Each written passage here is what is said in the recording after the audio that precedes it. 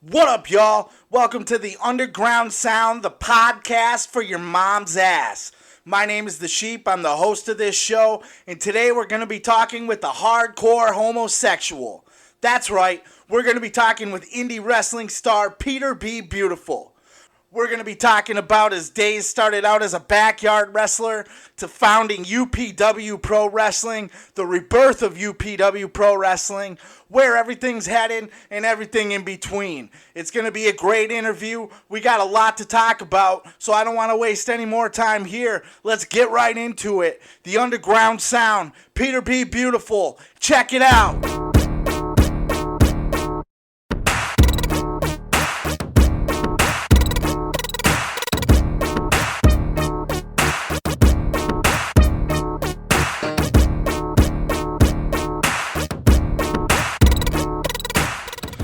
All right, we're here with Peter B. Beautiful on the Underground Sound, the podcast for your mom's ass. Pete, how you doing today, buddy? I'm doing well. It's hot here in Wisconsin. Just relaxing, playing some video games. Sweating in the Wisconsin heat? Yep. And when you get sweaty in Wisconsin, it smells like cheese. It's weird. So, I just wanted to kind of talk to you a little bit, go through your career, hit all the highs and lows, and just kind of tell your story. But the first thing I got to do, I got to get into some controversy here. I got to hit you with the hard question. Crystal Pepsi, what the fuck, Pete? Dude loves Crystal Pepsi. It tastes exactly like 8th grade. I tried it the other day. I never tried it when it was out before, and I seen you had a picture of it, and you were all like how I was when Surge came out. And I was a big fan of when Surge came back too, but let me tell you, Crystal Pepsi reminds me of Escanaba Junior High School and Mr. Molesky being a dick to me. Yeah, good times. But my thing with it is I can't tell the difference. It tastes like fucking Pepsi to me. So yeah, that's kind of the idea. It's Pepsi without all the artificial coloring. But does that make a difference? Is it like a hippie thing where you just don't want all the artificial junk, or is it just cool because you can see through it, or what's the deal with it? I don't know. When I drink Pepsi, I don't drink a lot of soda anymore, but occasionally. But when I used to drink like a case of Pepsi a day, and I was fat as fuck. But anyway, when I used to drink Pepsi, I'd get like that weird film on your teeth and stuff. And you don't get that with the Crystal, right? It tastes like a combination of crystal meth and Pepsi. So as far as you can tell, you can't decipher any kind of difference between the two flavor-wise? And that's the whole idea behind Crystal Pepsi. It's like it's Pepsi but clear. It's just a gimmick. I don't get it at all. I drank it, though. I gave it a try. Inspired by you in your picture. But, yeah, so before we get into like your career and everything that you're doing right now and been doing, take me back to Peter B as a kid, as a wrestling fan. Not so much like the home life or whatever, but wrestling. Well, what was your relationship like with wrestling as a kid? My first memory, not my first wrestling memory, but my first memory that I can think back is watching Andre the Giant body slam Big John Studd. Now, I don't know. I mean, obviously that took place at WrestleMania 1, but I don't know where I saw it or how I saw it or like what it was. But growing up, my mom dated this guy who was a huge wrestling fan. He got me into it, and I'm sure I annoyed the piss out of him with a million questions. Like one of them I remember directly because we used to watch AWA after school on ESPN every day, and then I'd watch primetime wrestling. I wasn't allowed to stay up at night, but I would videotape it, then watch it the next morning and fast forward, and then watch it again when I got home in regular speed. But I remember one time I asked this guy, I can't remember his name right now, but I remember this question. I'm like, what's the difference between a Cobra clutch and a camel clutch? And there was a long discussion there on the history of wrestling moves. So that was kind of the start of it. What about it were you drawn to? Was it a character thing? Was it the athleticism and the moves and stuff? I think as a younger child, it was the larger-than-life characters. It was something, I can't remember a time where I wasn't a wrestling fan. I think it's hereditary. I was told by my mother. That my great grandmother was a huge wrestling fan growing up in the Detroit area, like where she'd yell and throw stuff at the TV and stuff watching it. So I don't know. I don't remember not being a wrestling fan, but I'm sure, like, you know, I grew up in the '80s, so I'm sure it was like the larger than life characters, the Hulk Hogan. I always gravitated towards the big guys, Andre the Giant, Big John Studd, One Man Gang, those type of guys. Were you bigger as a kid? Were you a large man like you are today? No, I wasn't. I was actually short and skinny for most of my childhood. So I think it was I wanted to be one of those big guys, you know? Right on. That's the only thing I can think of. Or just, you know, it's like you don't see people like King Kong Bundy in real life. You know, it's like, is that a real person? Right, Kind of way I look at the it. larger than life persona. Yeah. You know, growing up in fucking bumfuck Upper Michigan, you know, you don't run into, you know, many 500-pound, 6'8" people. So, when you were growing up, what kind of kid were you like in high school as far as, like, what kind of crowd did you hang out with? Were you the cool kid? Were you the loser? Were you the partier, the troublemaker? I don't know. I guess it depends on who you talk to. It's like, it seems like during wrestling season, when I was on the wrestling team, I was hanging out with the jocks, doing like that crew. But other times, you know, I was kind of stuck to myself and my small crew of guys. I don't know. It depends who you ask, I guess. I don't know how to answer that question. When you were wrestling, how long did you do that? Was that just like, was that something throughout your entire school career? Yeah, I started wrestling in 4th grade when I went to Lemmer School. And the high school wrestling coach was the elementary wrestling school coach, Kerry DeWall, who I actually still talk to this day. He told me the last day of my 6th grade year, there was no wrestling in junior high in Esplanade, which I never understood. But he told me, he's like, as soon as I get to high school, I'll have a spot on the team. So I did that. Not bad. So were you thought you were pretty good, or you were pretty good? A lot of wins and stuff when you were in high school? In high school, my freshman year, I was varsity heavyweight my freshman year. I was the lightest heavyweight in the state at 212 pounds, and I went 2-12. So not too good my freshman year. I did better, obviously, as I went on. And remember one time I pinned a guy in like 9 seconds. That was a highlight. Was that something related to being a wrestling fan, getting into actual wrestling, or was it separate? No, it was totally that. It was, well, you know, if I want to become a pro wrestler at some point in my life, I need to do this. You know, not knowing there's really no correlation. You know, it's not like I showed up for 4th grade, you know, dressed like Delta Warrior with a cape and face paint on or anything like that. Yeah. But I should have. That would have been awesome. But, yeah.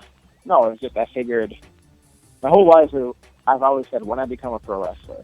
And people would correct me, like, if you become a pro wrestler. Like, no, when? It's going to happen. So, yeah. So I figured I needed to become an amateur wrestler to become a pro wrestler. Because you got to play, you want to go to the NFL, play for the Packers, you got to play football in college and high school. That was my thought at the time, anyways. Right. Did you have a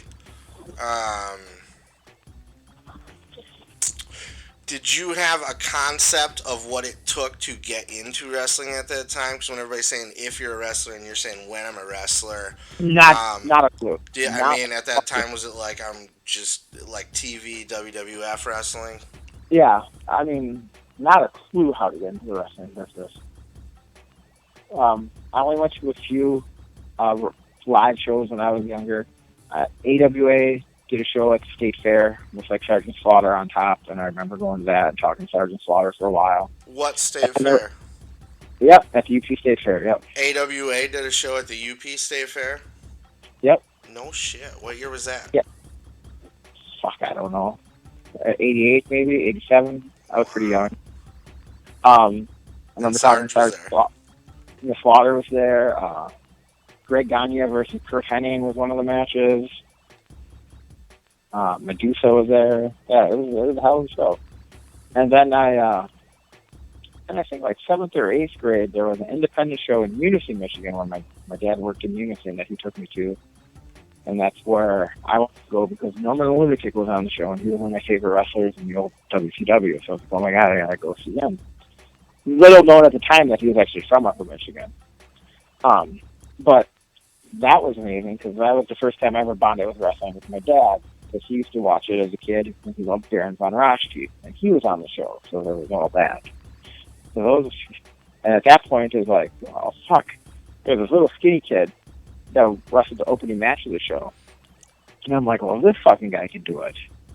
I can become a pro wrestler. This guy's 100 pounds, and long hair, and doing kicks like he knew karate and stuff. He wrestled at the time as the Lightning Kid. I think he might have done something afterwards. Yeah, rings a bell. I think that he was maybe on a PWI magazine or something like that. Yeah. Yeah. Headlining shows at the Delft. Right, exactly. All right, so and that was in the UP too? Yes, yeah, that was that Munising show? Yep. How old were you when you actually broke into the wrestling business? Because if I remember correctly, I mean, you're just a few years older than me, so this had to have been in high school or fresh out of high school? Fresh out of high school. Because I graduated in 97, and I shattered my ankle literally the day after I graduated. I was in the hospital for like a few months. So it was like April 99 or 98. Maybe April 98, I think, was my first match. So it was fresh out of high school. I wrestled Slick Rick, who was still in high school. And we had our debut match in River Rouge, Michigan, in front of a whopping crowd of 12 people. 4 of them being my family. Did you know him before you had that match with him? Did you guys train or break into the business together, or was this your first meeting with Slick? Yeah. I've known Rick forever. Because he's from the area, too. And his aunt was best friends with my mom. So there was we kind of lived by each other growing up. We used to play basketball and stuff and do the backyard wrestling. We went up to a couple training sessions with Mike Shaw, Bastion Booger, Norman Lunatic, and then kind of just, hustled our way onto some independent shows. Mike Shaw, also, for people that don't know, that's Bastion Booger from WWF. Yeah, Bastion Booger, Norman Lunatic, all the same guy. Right. Yeah. And so he trained you? Well, we went up there for a couple training sessions. We went up there a couple times. And then we just kind of hustled our way into some independent shows that we shouldn't have any place to be wrestling. So like most indies, you had your first match before you were even half-ass trained. Oh yeah. But we were wrestling each other, and we'd done it a million times in, Rick's stepdad's backyard. So, yeah, we definitely weren't ready for what we were doing.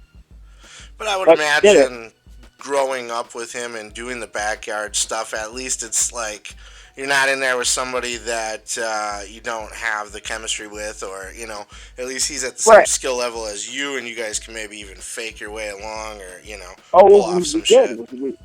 We wrestled each other a few times, and we just kind of, we looked like we knew what we were doing because we were wrestling each other. And looking back at some of the matches, even some of the ring psychology wasn't bad, just because. But then, then promoters just want to start booking up with other people, and we're like, oh fuck. And at that gig's point, up, they're gonna know now that I don't know how to wrestle. You can't be like, I really don't know what I'm doing, but kind of learn on the fly. I mean, I've been doing this fucking almost 20 years now. I picked up a little bit. So was that pretty much the only training you had, and then it was just like trial by fire? You were in there, you were wrestling people, and you just learned as you went? Yeah, and then there was a little bit like before shows with guys, once guys kind of realized, these guys don't have that much of a clue. I mean, Rick traveled a little bit, but he's mostly local, and I would go other places.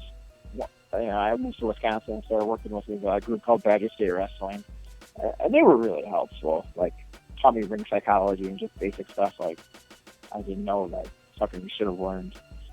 But yeah. So for everybody that just thinks you're an asshole because you don't know how to wrestle, there's somebody out there that you're gonna come across while you're working, while you're learning, that's gonna take you under their wing and kind of, show you a few more things and help you along your way, so you take that into your next match, and you just build that as you go from the people that are willing to help you.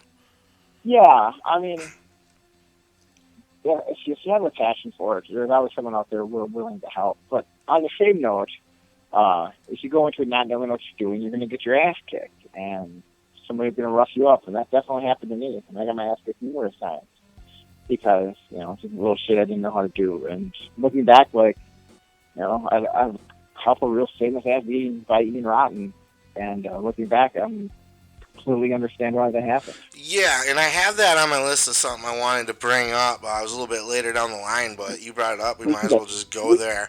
And then, not just specifically the Ian Rotten incident, but piggyback off of that, because you said it's happened a couple times. Explain for anybody that's not in the wrestling business that wouldn't understand why you might end up getting your ass kicked for not knowing what you're doing when you're stepping in the ring. Why that happened, what you learned from it, how you have respect for it now, and then specifically the Ian Rotten situation. Okay, well, Ian Rotten's that's a whole other story, but I'll definitely. I've beat people's asses in the ring. Not that long ago for not knowing what they're doing and talking like they do. But the reason you do it is because if you're in the ring as two professionals, you're there to protect each other and to put on a show for the fans. I mean, it's going to be physical, but you're not gonna. You might hurt each other, but you're not going to injure each other. And once you stop being safe, or you're not selling, making the moves look like they hurt more than they do, selling to the audience, making everything a big spectacle, you make the other person look bad.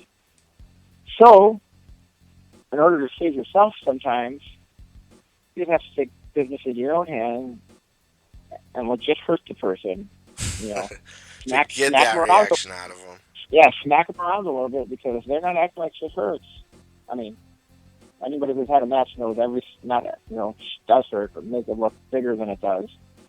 Sometimes you have to. For example, 2001 King of the Death matches.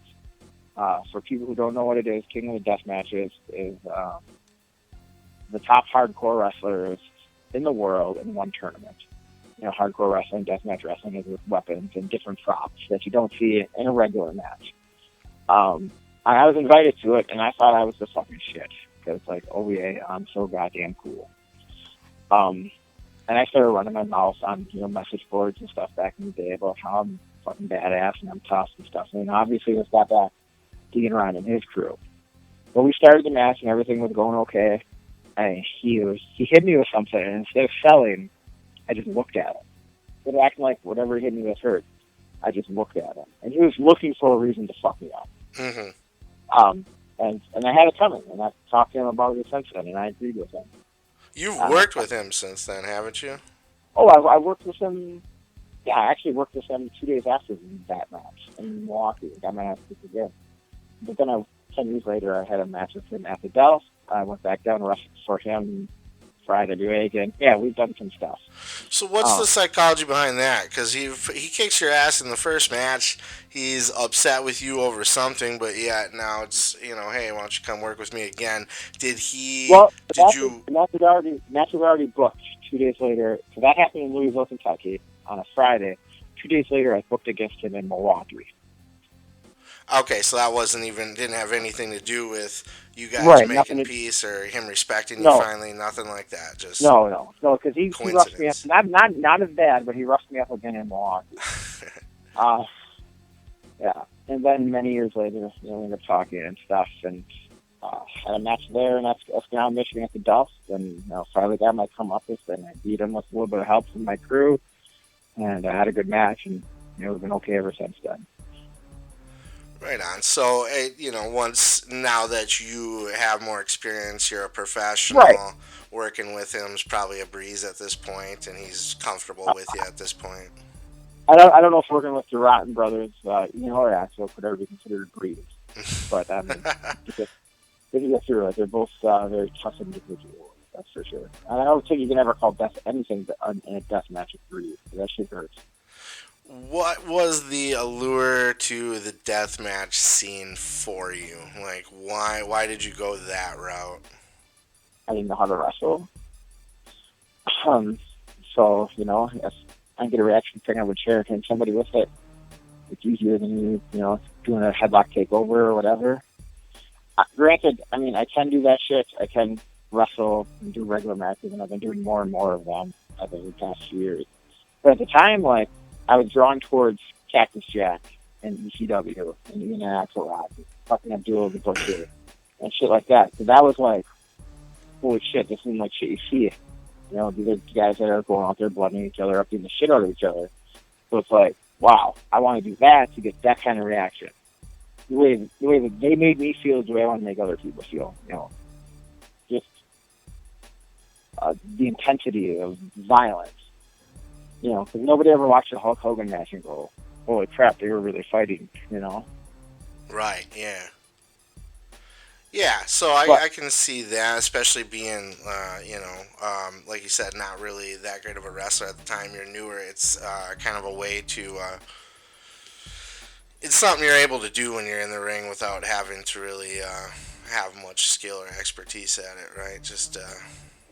Well, yes and no. You have to know what you... I mean, to be a good hardcore wrestler, a good deathmatch wrestler, you have to know what you're doing. You have to understand ring psychology. You have to know how to put a match together. I mean, that's just an old common wives' tale. It's like, oh, these garbage out there don't know what they're doing.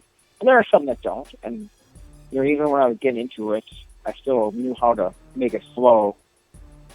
You know, I watched enough of Abdul the Butcher matches and Cactus Jack matches where I could make a match flow. So it made sense. You know, not just, okay, I hit you, now you hit me with this trash can. Now I'm going to hit you with this. Now you're going to hit me with that. You still have to tell a story. All right, now let's piggyback off of that because it was right around this time. I mean, it was late 90s, early 2000s. You started your own promotion, correct? UPW was started by you guys back at that time? Well, yeah. What it was is I wrestled for a group down in Detroit called Psychotic Championship Wrestling that was ran by John Poe. And he wanted to get a show. And I was bouncing at the Delft. I was a bouncer there at fucking 18, 19 years old, which is ridiculous. But whatever. I wasn't even old enough to drink there, but I was throwing people out for, whatever. But he's like, hey, let's get a show up there. So I talked to Dwayne that owned the Delft at the time before he was trying to kill people, allegedly. So we worked it out. We worked out a date and got everything set up. And like a month before the show, this guy pulls out. You know, after like myself and Rick and Brett and a couple of local guys put in all this legwork, advertising. Was he money in this? Was he investing in it? Was he bringing the ring? Like, what was his role specifically? He was bringing the ring and everything. We were pretty much just doing the legwork. Was he booking it too? Yeah. Okay. All right. And then he bailed on you. The only thing I did is I called up Mike Shaw and got him booked for the show. I got Bastion Booger on the first show. And for a price that I still can't believe to this day. It popped in my head. I wanted to ask you. I wasn't sure if it'd be appropriate, though. What's a Bastion Booger go for in that year? And you gotta remember, this was 1999, so he just left WWE like less than a year before this. So I called him up and I had his number because I met him when I was younger and stuff and did a little bit of training. So I call him up and tell him what's going on. And he tells me he can do the show for $200. Nice. Well, yeah, 1999. I mean, it's only an hour from his house and whatever. But still, that price still to this day blows me. No hotel, no trans, nothing like that. Well, yeah, because it was like an hour from his house. He lives in Canada. Yeah. But it just blew me away, especially knowing what I know now about the wrestling business. I was such a big fan of his and such a big mark for his. I'm surprised he just didn't rate me on that price. Because he knew what a big fan I was. You know, he knew that. I actually have a tattoo of Bastion Booger on my leg now. But yeah, it's ridiculous. But yeah, so this guy bails out. John Poe bails out, like, for whatever reason. I don't remember the reason. It could have been something legit. I don't know. But then we go into panic mode. So I start contacting. I'm on, internet's pretty new, so I'm starting contacting any wrestling, anything I can find in the area. Contact a couple people in Wisconsin, talk to them. Nothing was working out. And then finally, the group that me and Rick had our first match for, the Underground Wrestling Alliance, they're like, yeah, we'll come bring up the ring with some guys and we'll have a show. So we did. And I'll never forget it. We're upstairs at the Delft, and we look out the door, and there's literally a line around the fucking block to get into this thing. And we were blown away.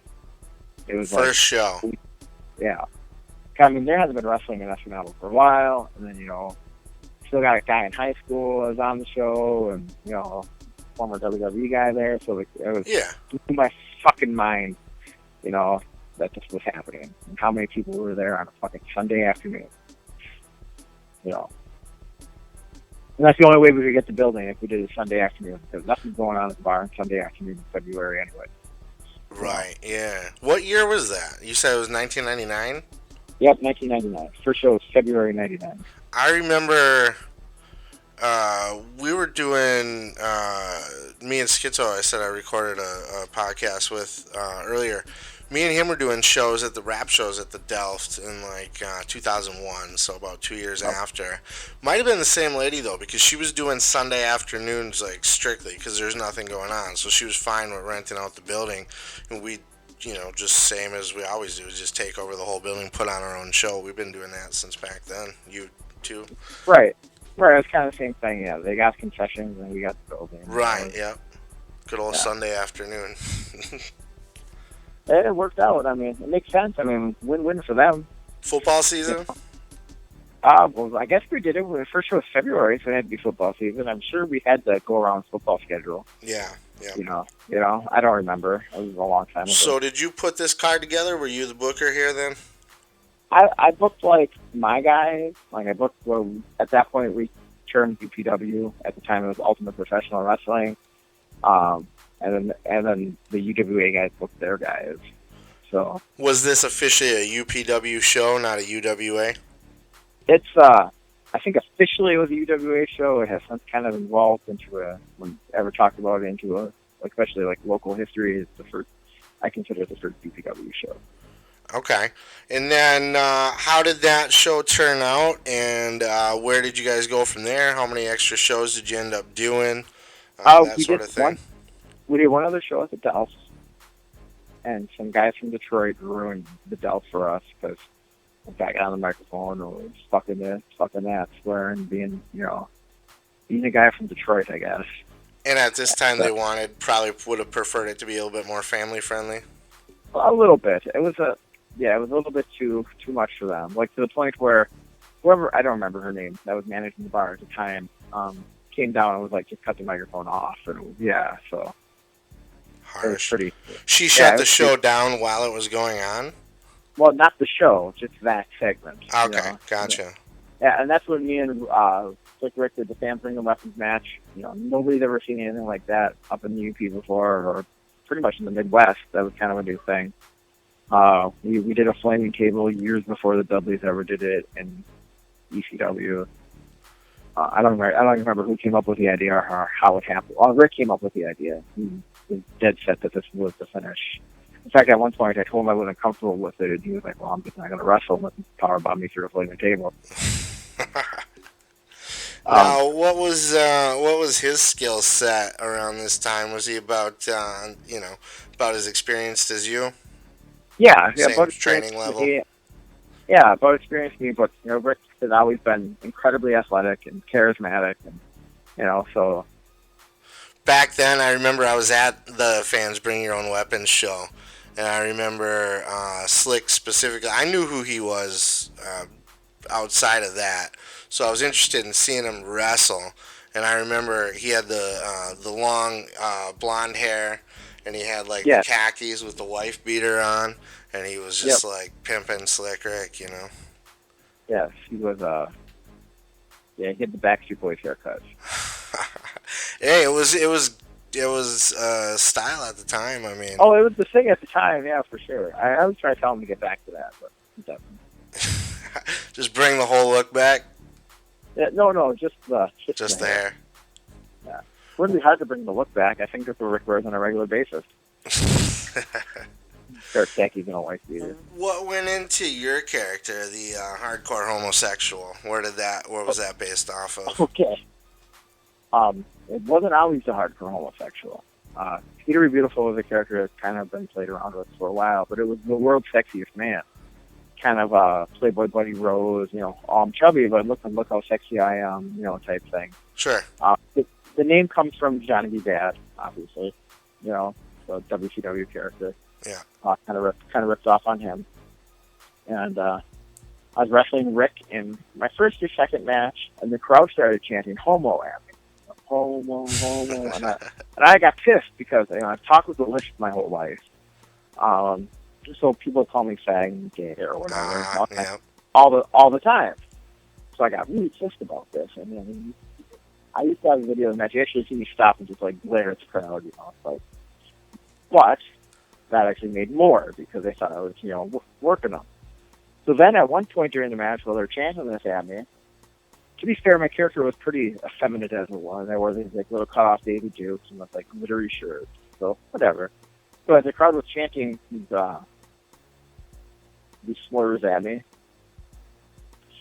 Rick was down in front of me and I spanked him, and the crowd lost their fucking mind. So I'm like, whoa, we're fucking onto something here.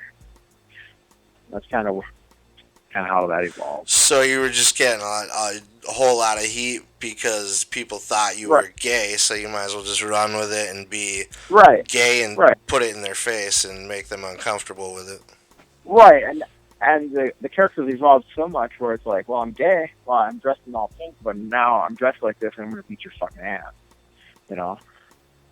Yeah, you've earned your street cred now, though. Yeah, that kind of goes part of with it, All the death matches and everything. At some point, people take notice. Sure, I'm going to wear all pink, and the world has changed so much. In general, acceptance. The lifestyle is so much more accepted now than it used to be, and that used to be a big part of my thing. It was like, well, why are you booing me? Because I'm gay? Who cares? Whatever, And now it's like they cheer me. They're like, yeah, fuck yeah, guys cheer, we love them. You probably catch heat now if you turn straight. Yeah. Oh, I'm just kidding. Yeah. I love vagina. Yeah, they'll be like, you're betraying the gays. What are you doing? Just past weekend, I just turned heel again for the first time in years up in UPW, and it was awesome. How do you pull that off? Because, you're almost at a level now, especially because it's your promotion. The fans know that, so they respect you just for putting on the show. How do you how do they buy you as a bad guy at this point? Because, once you reach a level of just respected, it's hard to get hate at that point. Well, first of all, it's not my show. Rick technically owns the company, and I'm just the booker. But anyways. Well, you're the face of the company.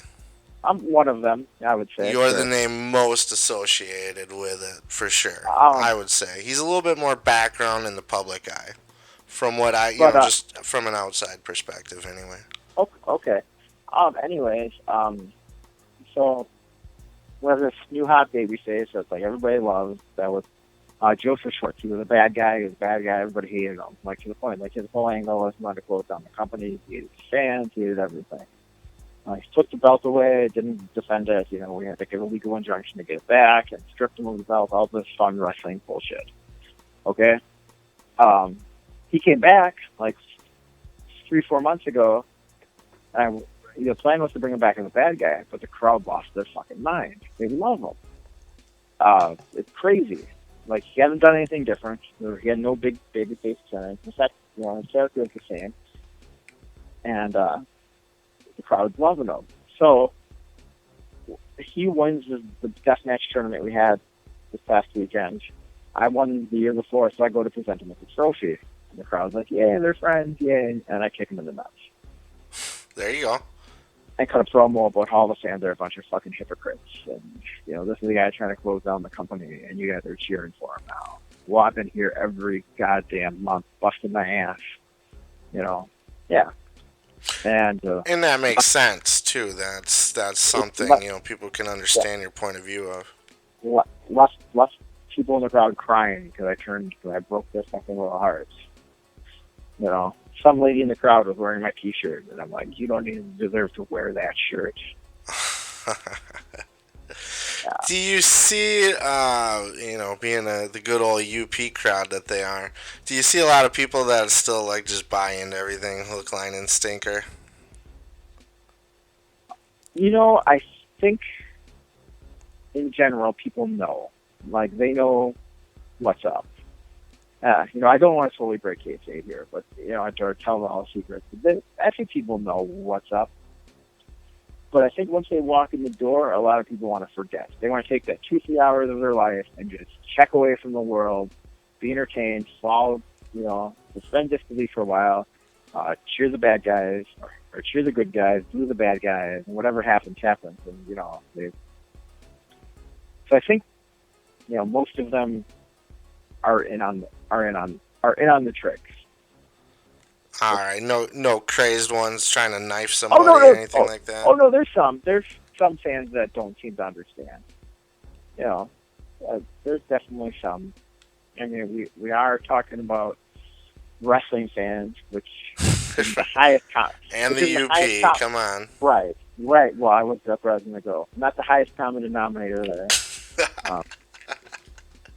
Which I love them. I love these UPW fans. We have some crazy passionate fans, and it's awesome. There are people that wouldn't miss a show no matter what. I mean, we go up to Ironwood or Crystal Falls or Scandia, and they're there. They followed us from the Belt to the shitty building we had afterward, out to the arena. We have some great fans. How did the original UPW end? What happened there where it took its hiatus? It happened with a group of guys that wanted to help out. I'm not going to name names. I'm sure you know who they are. One of them being a former substitute teacher. Mm-hmm. Anyways, they wanted to help out, and they decided, they wanted to buy UCW. And at this point, we're like, what the fuck are we selling? We didn't own our own ring. We didn't own anything. They just wanted, I guess they didn't want to use the name. The letters, yep. And we're like, no, that's stupid. And so they decided they were going to run their own goddamn shows. Triad Wrestling Federation. And at this point, I was fucking 19, 20 years old, something like that. And I was like, I don't want to put up with this local bullshit. I'm just going to move. I moved away. I moved to Marquette for a few months, and then I moved to Wisconsin and continued my wrestling career. Right on. And just like every other company that tries to come and run a UP, it fizzles out after a few shows. Wasn't a direct shot on you, but kind of. We'll go there in a minute here. So you had, for a lot of people, wrestling in or around their hometown, couple small indie shows like that, I'm sure a lot of people just went home and, did something else with their lives. You had one hell of an indie career. You never stopped. You kept going. You made quite the name for yourself out on the indie scene, correct? I don't know. That's from not me to say that I had a hell of a career. Well, I would say so. You got enough notoriety. If you say it on the outside, if you say it outside looking in, that's fine. I definitely made a lot of mistakes. Well, okay, let's not look at it as far as, how big you were or anything like that. Let's look at it as just far as the career that you had. I wrestled regularly in a lot of places for a lot of years. Right. I guess that's really what I was getting at overall, was you had a very... I still do. I still got shows coming up. I got shows coming up in Illinois. I got shows... I'm wrestling Gangrel Halloween weekend here in Wisconsin. That should be fucking amazing. So you still get the chance to travel quite a bit? Yeah, not as much as I used to. Being a family man now, I don't want to be on the road all the time, but yeah, I still travel. For me to come to a UPW show, it's a 3-hour drive for me. Right, yeah, I suppose.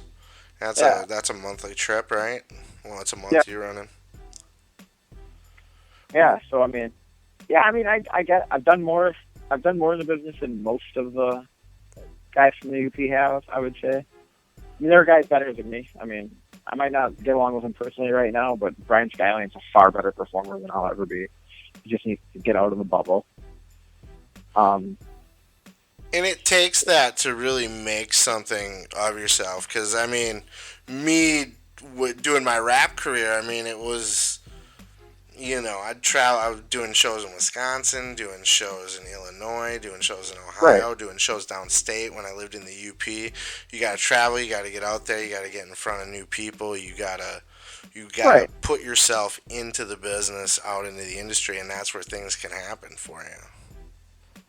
Exactly. I mean, how good of a rapper can you be rapping in fucking Ernie's? You know. Right, exactly. You can only do that so many times, and even just Right. all the different places around the UP. You know, Marquette. I mean, there's a lot out there. Um, did you ever get a chance to do any kind of work as an extra at all for WWE or any other Yeah. promotion? Yeah. I had an ECW tryout, which in retrospect probably wasn't that hard to get. I sounds like everyone I keep still talk to anybody who contacted them, they would do a tryout too. Okay. I got to wrestle around in the ring with Little Guido at the time, and I remember New Jack, who I just did a show with in Ohio, comes out and goes, "Motherfucker, you guys are booking Peter the Beautiful. You're not gonna fucking book him because he can wrestle Little Guido. You're gonna book him because he's gonna let me hit him in the head with shit." So I was like, oh, cool. Well, this might work for me, but nothing ever came of it. What's And then Go ahead. finish. Go ahead. I was gonna say, just the sidetrack there, New Jack. I mean, what the hell is it like working with New Jack? Had to be quite the experience. Did you ever work with him in the ring or just at the Yeah, show with him? What's he like? Yeah. Jerome Young is a very nice man. New Jack is terrifying. Fair enough. Once the music hits and New Jack comes out, just like anybody who's been around, you gotta listen and sell for him. You know, I never had any problems with New Jack. So you have worked with him in the ring? Yeah. Right on. Because, I mean, he's in, you know, probably mostly just because of reputation for things that he has done, but he, even just in his promos and how he carries himself, legitimately, to me, as a fan, one of the scariest people in the wrestling business. Like, if I had to make, like, a top 5 list of people I just would not want to be in the ring with at all, he would be on that list, for sure. I would definitely want to work with him again. And stuff's is in progress for that to happen again. So.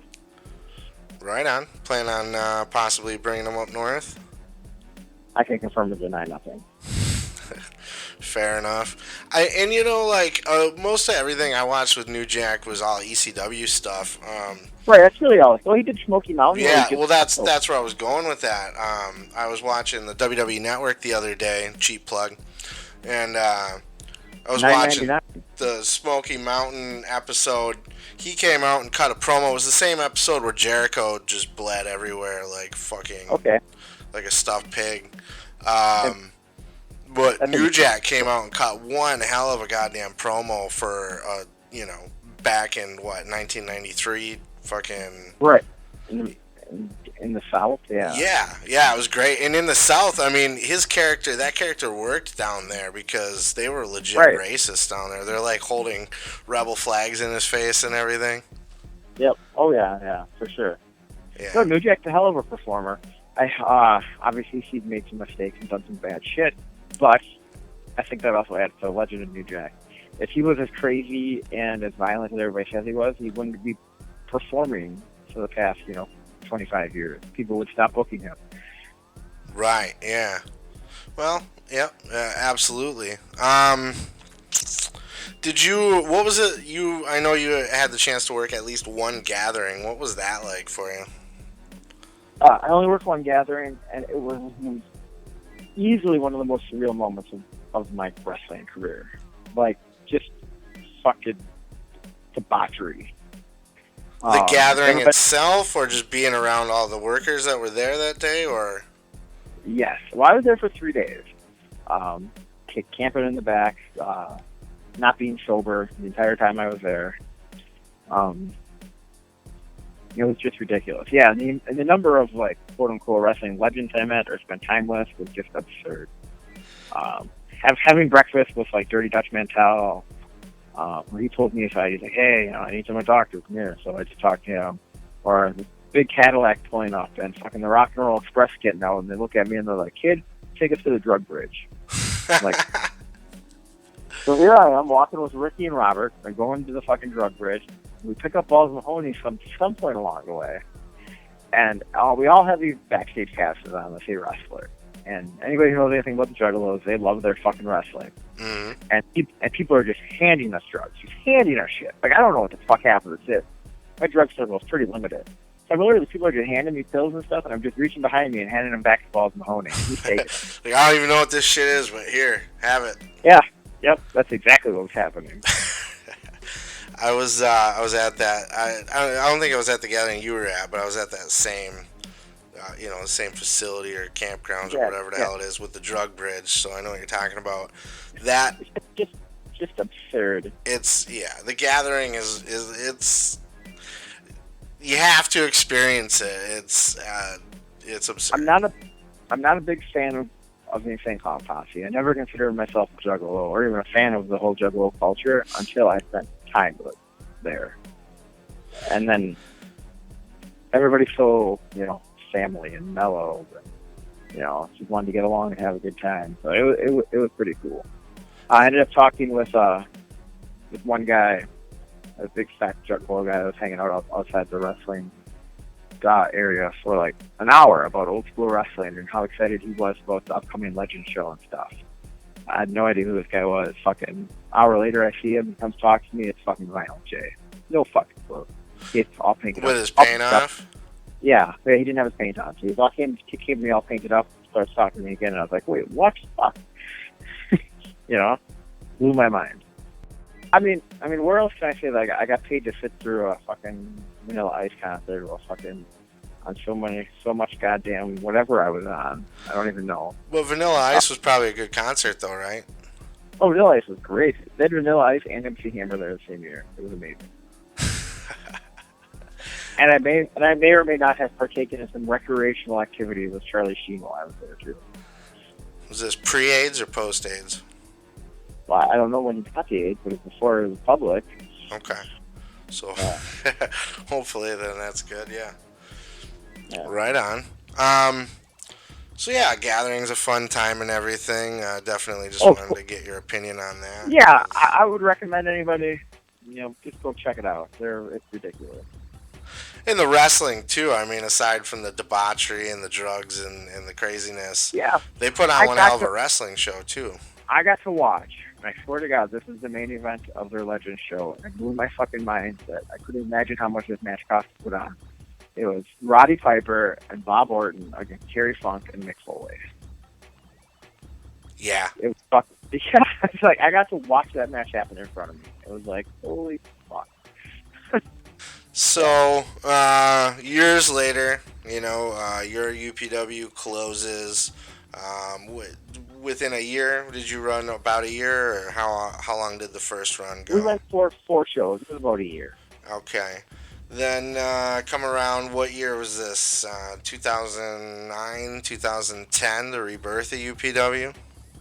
Oh, fuck. We just had Return 6, Return 5, something like that. I don't remember. But yeah, it's been... Yeah, I don't remember what year. But yeah. And that's what it was. The first show was UPW Returns. Tell us how that came about. Well, I was keeping abreast of what was going on in the UP, and I noticed there was a group, Freedom Entertainment, that was promoting events at the Delph. So I hit them up online and was like, hey, you guys ever think about bringing wrestling in? And I pitched the whole Juggalo angle. I was like, I just work for the gathering. I know this guy. We can bring a fucking Juggalo show in there. And you got back to me pretty quickly. And we talked on the phone that day. Seemed pretty excited about the whole possibility. So maybe we set it up in a matter of... It didn't take long to get the ball rolling, that's for sure. No, because at that time, man, we had a green light at the Delph. Right. We could pretty much bring it, like, me and Dusty were brought in there at that time for that management to promote events. And after our first couple, we pretty much got the clearance to bring in anything we wanted. So as far as bringing in a wrestling show, it was literally like setting aside a budget and picking a date, and that's it. It took no Right. approval, took no kind of anything. Right. Right. I That never first felt like show, I that. mean, I believe we sure as hell didn't lose money. If we didn't make it, we broke even for sure. I mean, it was an ambitious show, but I think it was definitely a good start. It was a good rebirth. Yeah, well, yeah, yeah. It was. I still have the show on DVD, and every now and then I'll put it in. It was a good show. I mean, all around. I tell the Xbox story all the time about how fucked up he was when he came in and he showed up and just fell asleep for fucking hours. Yeah, yeah. He asked me, he's like, "Oh, I think we make this a tag match because I'm just not feeling it, you know." And then he comes in and he busts his fucking ass in the ring, like doing dives and bumps on the floor. Fucking, like, what the fuck just happened? Well, the crowd was pretty hot for him. I think he might not have expected that up in the UP. He said he'd been there once before because he's a Midwest guy, but Well, I saw him. I mean, he's in unison, and then I guess there was a show in Escanaba one time that was promoted that he was on, and the ring never showed up. So did they still go through with that show? I don't remember what he said about that. If they I have no idea. just clear a spot out on the floor and just have a fucking Yeah. wrestling show on the dance floor. I have no idea what happened there. Yeah. So, That show, that everything got together pretty quickly for that. And I just remember, you know, we were talking, we're like, oh, let's bring an Xbox, and then he was just a pain in the ass to like, get a hold of and do stuff with, you know. But I mean, everything worked out fine.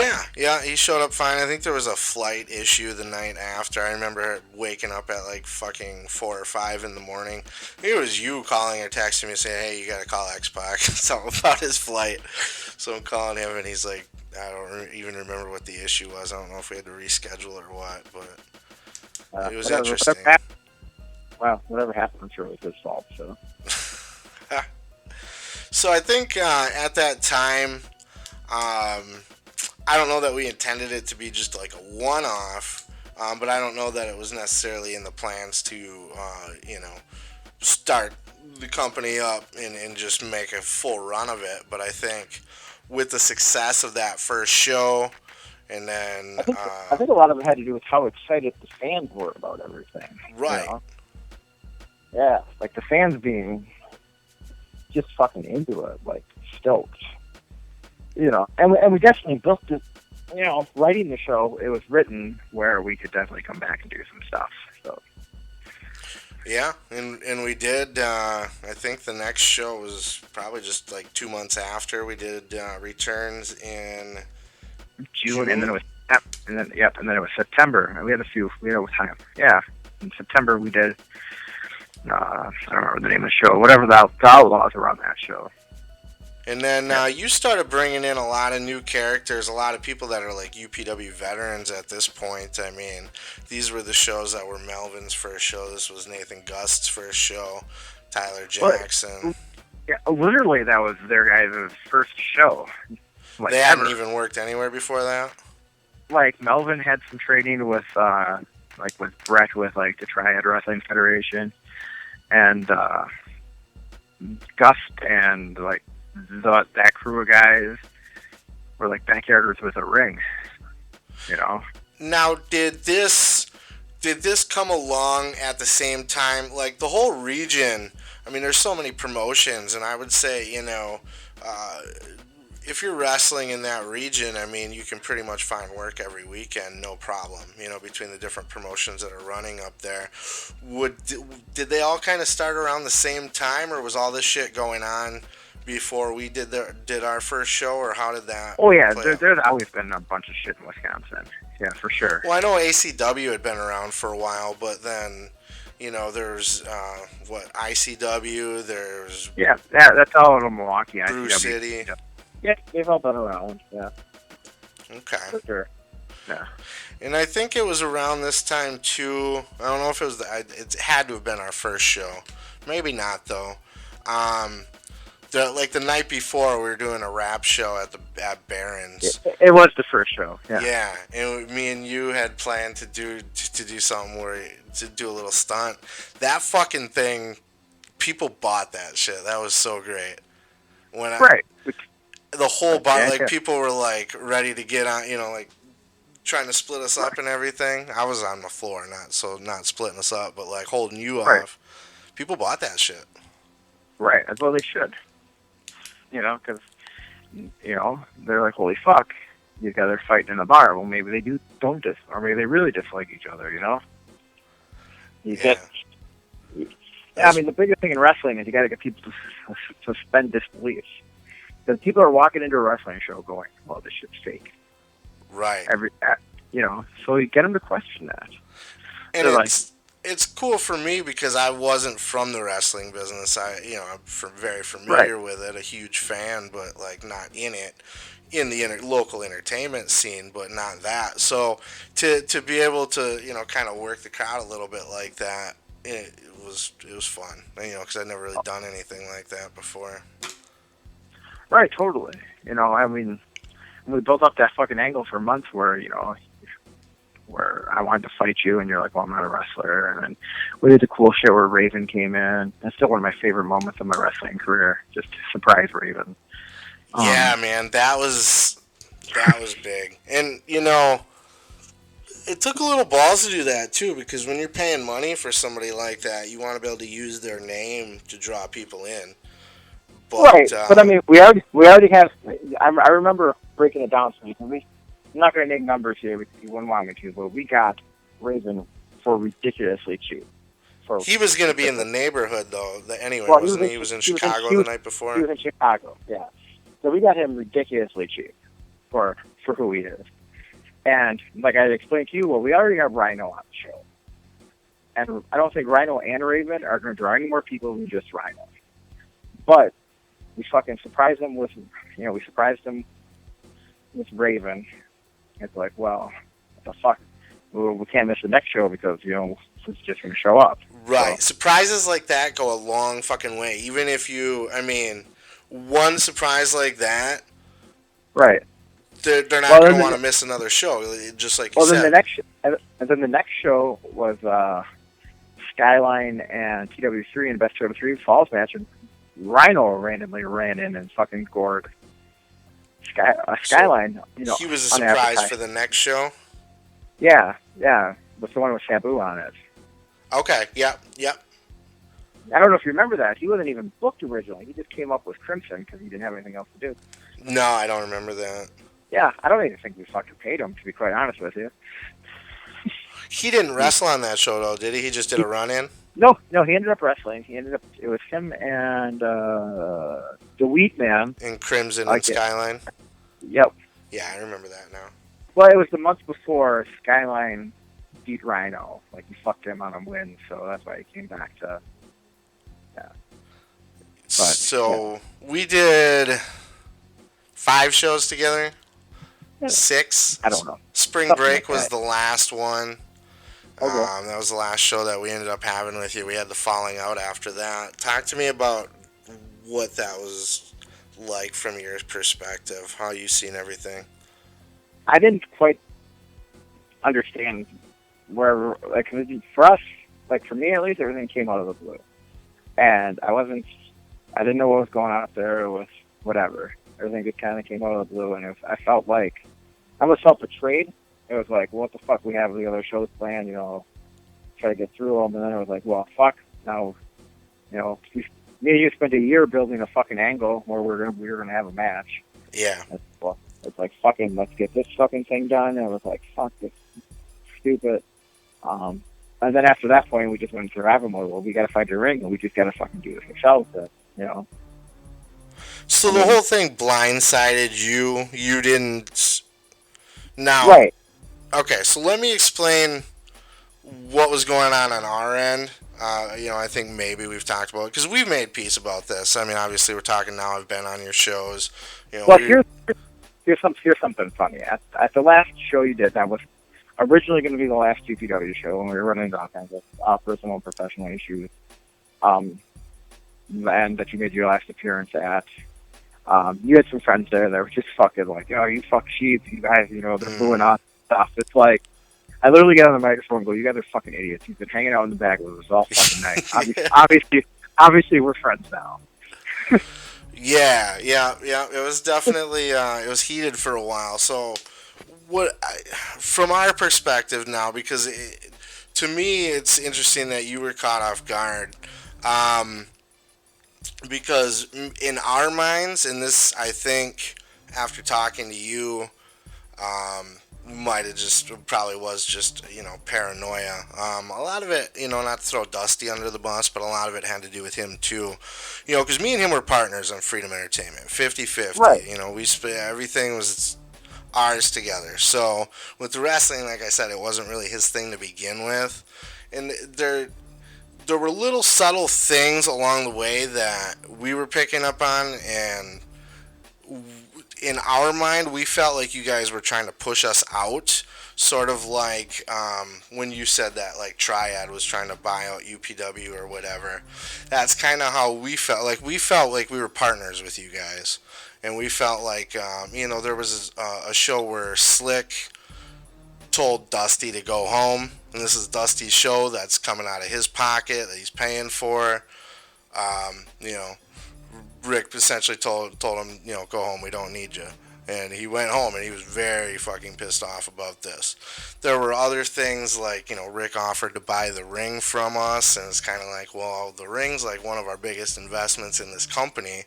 If he's trying to buy that from us and he's sending Dusty home, what's going on here? And then, that started, our mind got very paranoid, and we felt like, the Delft was our thing that we had going, even though the new owners had taken it over by that point, and they didn't like us at all. That's a whole nother fucking story. But we just felt like, we were losing our shit. You guys were trying to push us out, and that's kind of how we seen things. So we tried to do, we just wanted to leave and carry on with, because we were doing all the events there. We were going to just try to carry on and keep doing the wrestling shows at the Delft on our own. And clearly it didn't work out that way, and it caused a big shit fest, and it was a big mess. It was. I definitely. Now, explaining that part of the situation, the paranoia, there were other things, but I don't know if all that's really appropriate to get into here, financial or whatever. But just in general, like the paranoia, do you see that on your end at all? Do you feel like there was any animosity towards Dusty, or any thought that you guys could just do this on your own and didn't want or need our help, or what was the issue on your end?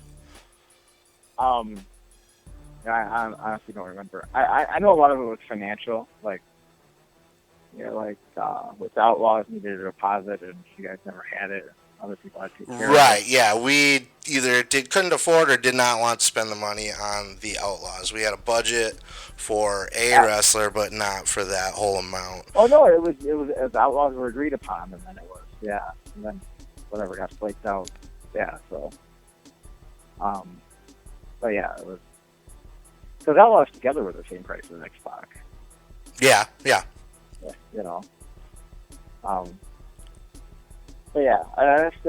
that's one thing I took to mind. But I don't know. It just kind of blindsided me because, like, literally one day me and you were talking about fucking, the Scandia show that we have coming up and fucking the match that we're gonna have at, the Return to and whatever. And then the next thing I know, everything's blocked on Facebook and whatever happened. Yeah, and it hit me hard because it wasn't just a business relationship. I mean, I fucking loved UPW. I put a lot into that fucking company, a lot of effort, so I was very proud of it and what I was able to contribute to it. But not just like working with you, but I considered you a friend too, it hurt that, we were beefing and that the whole thing just went to shit, and I think a lot of it, right or wrong, I think at that level with it's not big money, but these are $1,000, multi-$1,000 shows sometimes. Right. That's big money when you don't have it. That shit, it causes unnecessarily drama. You know what I mean? Right. So I think we were paranoid to a certain extent. I think. So let me tell you, nothing made me happier than when PWR drew like 12 people in fucking Marquette. But it was what it was. You guys got your good laugh out of it and everything, but the way I look at it, fuck, man, I was a rapper, did a bunch of rap shows, big name concert acts, fucking Grammy award winners, and then, Right. I popped UPW, helped get it started. We got it off the ground, 5, 6 shows Oh, deep, and I for started sure. my own fucking wrestling promotion and did 3 shows as a rapper who had no fucking clue how to run a pro wrestling show other than shadowing you. And I did learn a lot from you, but I learned a lot from you. I mean, you broke me into the business essentially, and so I respect the shit out of you for that too. So that's something I didn't ever forget, even though we were beefing. Yeah, it was what it was. It was years ago. So I think with the first time you came back and did it, like a running on a UPW show, fucking shocked the fuck out of the crowd. Yeah, there was, and it was fun to play a heel because I was always a baby Right. face when I was there the Right. first time. But then by the time I came back, your fan base had a real fucking deep hatred for me, and it was fun, especially the second time when I got to cut a promo. But you guys always found a way to kick my ass anyway, so. What the fans want to see. So. Yeah, that's funny. I was never a trained pro wrestler. I was about to have a match with you. Never happened. I do regret that. But I think I found a way on every single show I ever did to get my ass kicked in some way, shape, or form. So we went our separate ways. Well, we told that story. You guys moved on. You've done way, way, way more shows on your own. You guys been running for like, what, 4 or 5 years now at this point total? Yeah, we're thinking we're close to 100. 100 shows? Yeah, all together. Because we do the monthly shows, but then we pick up shows here and there elsewhere too. Right, the out of town shows that are just randomly scattered here and there. Yeah. What's the future of the company? Where do you see things going? I don't know. That's a good question. Obviously, right now what we need to do is we need to find a strong local street team to help us get flyers out and advertise, word of mouth. That's something that we've been talking about, getting a strong local group of street. Right now there's only a couple local guys that are on the show, so we need some fan support. So I mean, is the future bright? I mean, you guys plan on running as long as God's willing at this point? Yeah, as long as everything works out, financially and everything. Yeah, there's no plans on stopping. A little hardcore last weekend, had a good house, but that's such a niche audience, Do you feel that show does pretty good just because of what type of show it is? Yeah, and Florida Hardcore gets some press outside of the UP area. Like, it gets real wrestling press as one of the premier deathmatch tournaments. So it's people travel to come see that show. We had people from lower Michigan and northern Wisconsin, I think Ohio, come up, Indiana. Yeah, because it's hard to find places that are doing those kinds of shows. And you guys, it's definitely, with the fucking gossip plates and all that shit. Yeah, it was the razor wire that fucked me up this past weekend. Gotta be careful out there. I took a diamond cutter into a bed of razor wire. Ooh. Yeah, wasn't the wisest decision ever. Last question: what was your favorite match that I've ever been a part of? Yeah, or just in general? No, favorite match that you were in. Okay, it's going to be Winter Warfare, where it was myself and Brett Powers against Slick Rick and Sabu. It was just my 2 best friends growing up that we all got in the wrestling business together, and the guy that we used to watch on TV that inspired us all to fucking do this. And then we went and we built the story up, and then we ended up going out there and just fucking killing it. Yeah, that was a big show too. I remember that was yeah, it was a pretty big crowd on hand that night. Yeah, and then just ended up working with Sabu, who I would have never dreamed that I would have got to be ever growing up watching ECW in high school and stuff. I never would have fucking imagined I'd be in the ring with Sabu. No less, fucking me telling him what to do in the ring, or fucking end up becoming friends with him and traveling with him.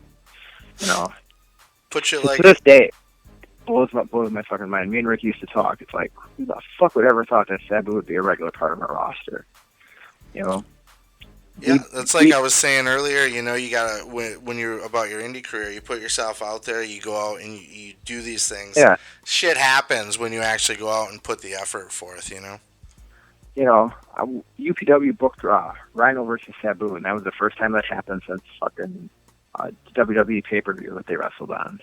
You know, and the night before. No, I'm sorry. They actually wrestled the night before in Green Bay for. Mercury One Pro Wrestling or whatever it was called at the time, and I was at that show with Sabu, and the match fucking sucked. It was awful to the point where I was watching the match, trying to figure out how I was going to change the main event for my show the next night. You know, it's like I can't fucking put this on there. So after the show, Sabu takes it all out to Perkins D. He goes, "Hey Pete," and he's like, "What'd you think of the match?" And I go, "Do you want my honest opinion?" And he goes, "Yeah." I go, "It was fucking awful." He's like, he laughs and goes, "Yeah, I got a big match tomorrow night. We're saving ourselves." And then they came in the Delph and fucking tore it down like it was fucking. I don't know if you've seen that match. You can buy the match from SmartMarkVideo.com along with many other UPW titles, including all the Lord of Hardcore DVDs, whatever. But yeah, that match is fucking amazing. It was like watching them in ECW back in the day. My table and chairs, and it was just crazy. They fought into the Delph's bathroom and shit. It was cool.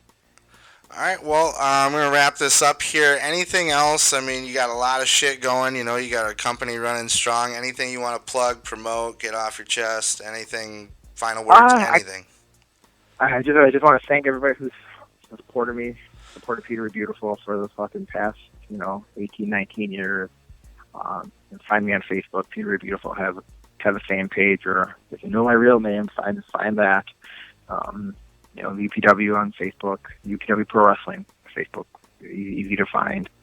Our next show is September 17th. We're bringing in Shigehiro Airi from DDT Japan, in one of his 6 or 7 American dates he's taking this year, so that's pretty exciting. It should be a good time. Follow UPW, get out there. If you're listening to this elsewhere, in September, I will be in Freeport, Illinois, defending the FCW heavyweight title. In October, I am wrestling somewhere in Wisconsin on the 29th against Gangrel. Right on. Well, Pete, it was great fucking talking to you. I do appreciate your time, and all right, like I said, I got nothing but love and respect for you. Everything you've done to help me break into the business, what you've taught me, just being able to be around it and a part of it's been great.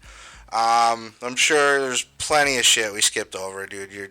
We could talk forever about stuff. I was gonna say, yeah, we could do a part 2. I mean, whatever. Yeah, definitely a lot that was skipped over, but it was a great conversation. Hopefully everybody likes it, and you have a great rest of your night, Pete.